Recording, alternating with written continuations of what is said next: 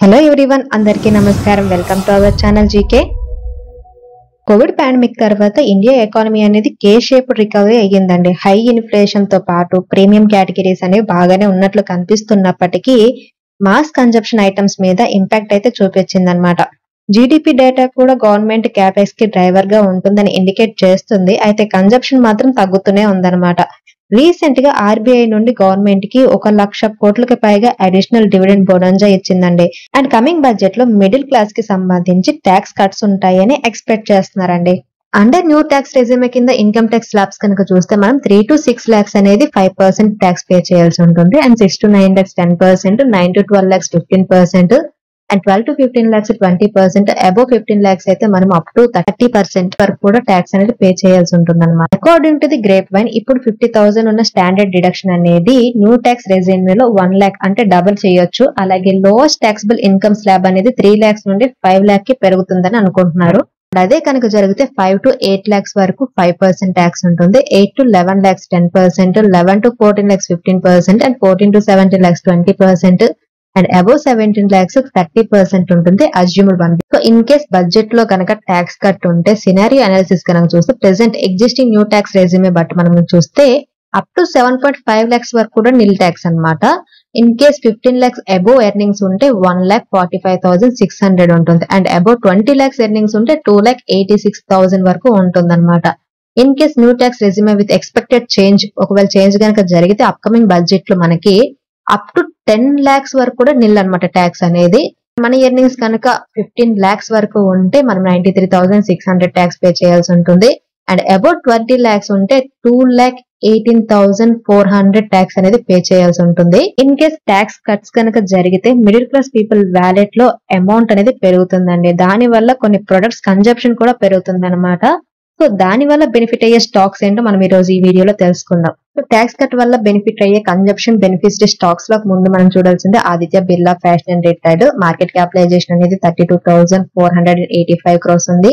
అలాగే Bajaj auto 2,65,300 market capitalisation, and Bajaj finance 4,42,975 crores, and Cera sanitary ware 11,616 crores, and Dabur 1,06,516 crores market cap ఉంది. అలాగే Dalmia Bharat 34,134 crores market cap ఉంది. Volumes తో చాలా కాలంగా స్ట్రగుల్ అవుతున్న హెచ్ఈఎల్, డాబర్ అండ్ ఇమామ్ వంటి ఎఫ్ఎంసీజీ కంపెనీస్ లో సమ్ రిలీఫ్ అయితే ఉండొచ్చు. ఇప్పటికే పెరిగిన కెపాసిటీ, పెరుగుతున్న distribution reach, and very hot summer నుండి బెనిఫిట్ అవుతున్న వరుణ్ బెవరేజెస్ కూడా పాజిటివ్ ఇంపాక్ట్ ఉండొచ్చు. And next consumption benefits stocks లో కనుక మనం చూస్తే Devyani international, Emami, Havells, Heritage foods, Hero motor corp, HEL ఉన్నాయండి.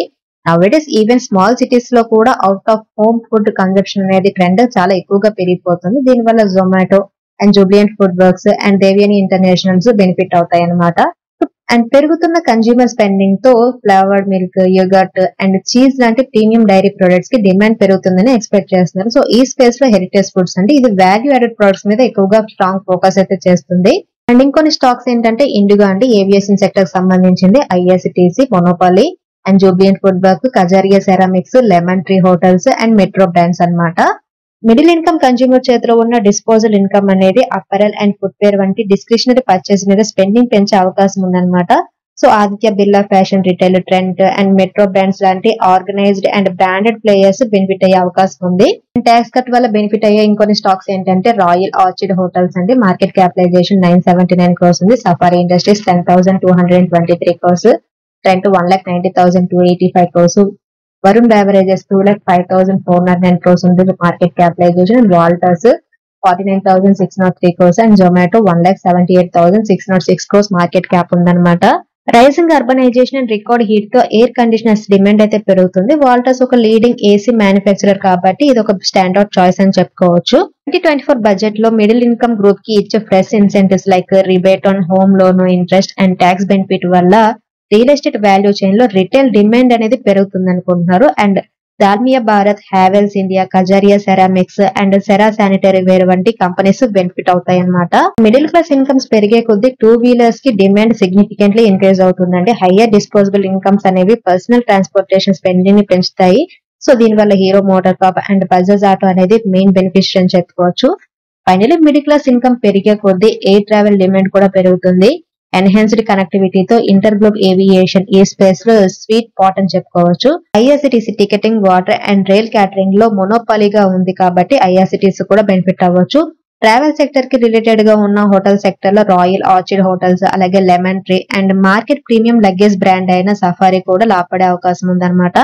And largest retail focused NBFCs లో ఒకటైన బజాజ్ ఫైనాన్స్ అనేది ఓవరాల్ కన్సంప్షన్ పుష్ నుండి బెనిఫిట్ అవుతుందండి. సో ఫైనలీ బడ్జెట్ లో ప్రాబబుల్ ట్యాక్స్ కట్ ఉంటే కనుక బెనిఫిట్ అయ్యే కంపెనీస్ ఇవన్నమాట.